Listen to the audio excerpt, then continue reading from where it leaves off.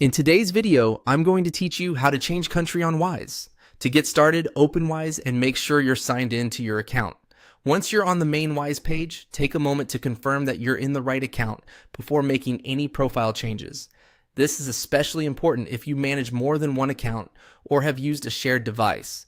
Next, look for the profile icon usually found in the top area of the screen and click on it. This will open the account menu where you can access your personal settings and profile related options. If you don't immediately see the option you need, just give the menu a second to fully load. From that menu, click on Personal Details. This section contains the core information tied to your Wise account, including the personal data that helps define your account setup and region settings. Since changing your country can affect how your account is handled, this is the correct place to begin. After that, click on Personal Information. This will take you into the editable part of your profile, where you can review and update the information currently saved on your account. Move carefully here, because profile details often need to match your official documents and account records. Now, enter the updated details.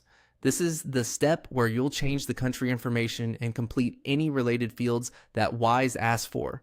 Make sure everything is entered accurately and consistently. If there are other fields connected to your country selection, such as address-related information, check them closely before continuing. It's a good idea to review everything once before saving, just to avoid mistakes that could delay account updates or trigger additional verification.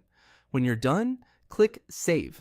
This will submit your updated personal information to Wise. In some cases, the change may apply right away, while in others, Wise may review the update or ask you to confirm supporting details. If that happens, just follow the on-screen instructions and provide accurate information as requested.